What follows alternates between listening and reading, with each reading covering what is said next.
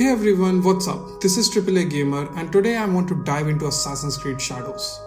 There's a lot we know about this game and a lot of speculations happening, so I thought why not discuss it with you guys.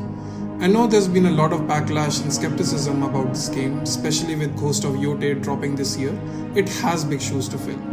There's no denying that Ghost of Tsushima is a phenomenal game and personally one of my favorites, and the comparisons are pretty natural.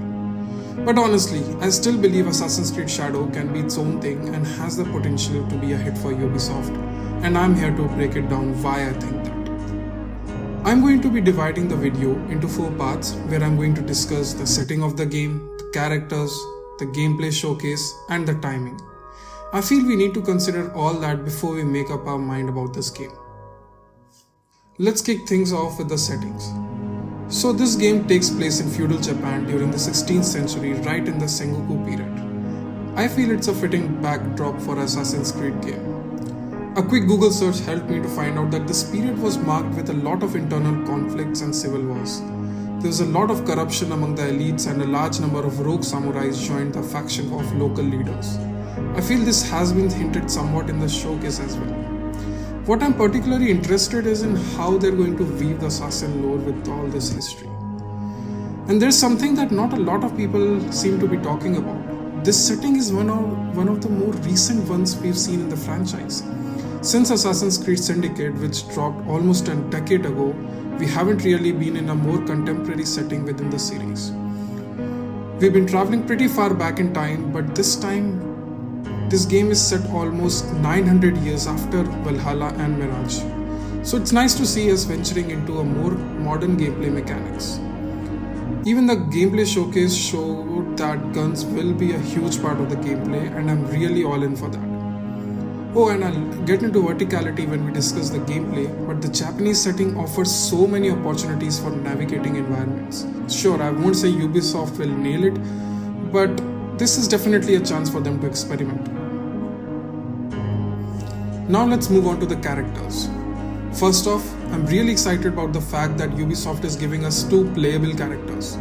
I think it's a smart move because it allows them to explore different mechanics, with Naoe being all agile and nimble, while Yasuke is the tank doing what tanks do best.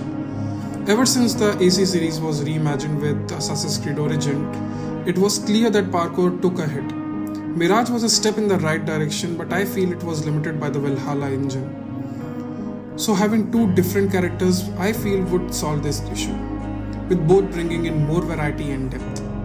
From the gameplay showcase, it looks like we'll get choices in certain missions with these characters, which is awesome. I could mean genuine player choices. Let's be real, stealth in Valhalla was a mess. Enemies could stop a war through walls, and it really pushed players towards combat instead. So having more focused option, I feel it's a welcome change. Having these 2 characters also opens up a fresh dynamic. I'm curious to see how their relationship develops and ties into the broader story. I can totally picture Yasuke's samurai strategy clashing with Naoe's stealthy approach. I hope Ubisoft really dives into that and give us a gripping story. Alright, let's talk about the gameplay showcase. I get it, plenty of players are going to love the all-out mayhem that Yasuke brings. It looks thrilling to just bulldoze through the enemies like a one-man army. It was pretty cool to see Yasuke casually strolling through the village and everyone just stopping to admire him. Sure, Ubisoft can drop the ball at times, but when it comes to world building, they often hit the mark. The combos for Yasuke felt heavy in the showcase and even hit lands with a satisfying thud. Yeah, the animation were looking a bit stiff, but I am kind of digging the vibe. Now my favorite moments were actually with Naoe's gameplay. She feels faster than Basim or Eivor.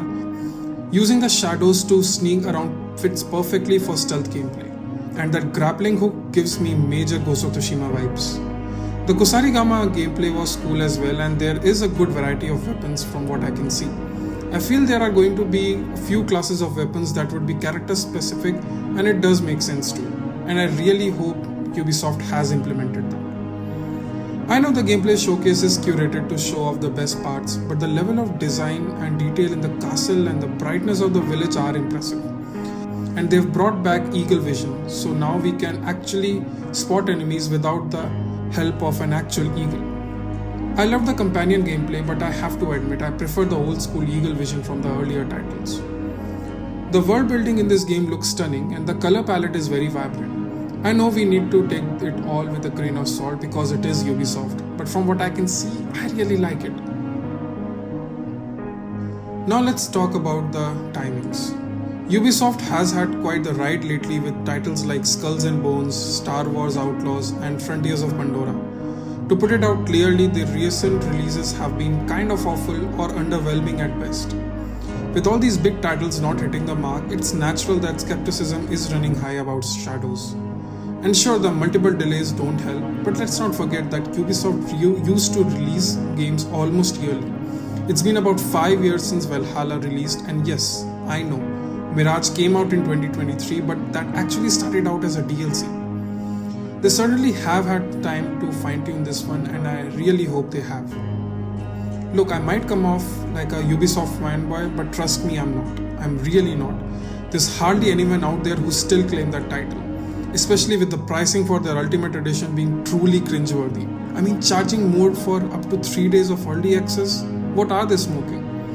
Then after all that, they give us unbaked and unfinished games. But from what I am seeing, just considering this game, if Assassin's Creed Shadow launches in March without a hitch, I genuinely believe it could be a hit. Fans have been asking for an Assassin's Creed game set in Japan for ages, and it's finally happening. I know we're probably going to see that grind formula again, where we have to level up before taking on tougher enemies, but I think Ubisoft can balance if they're willing to put in the work. I made this video to remind everyone that we don't necessarily have to hate on this game before it even hits the shelves.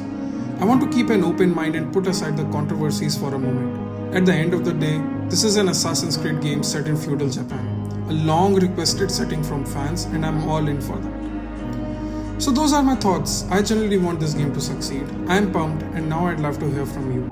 How do you feel about Assassin's Creed Shadows? Let's chat in the comments. If you liked the video, please give it a thumbs up and subscribe. It really motivates me to put in the efforts for these videos. Thanks for watching, and as always, game in peace.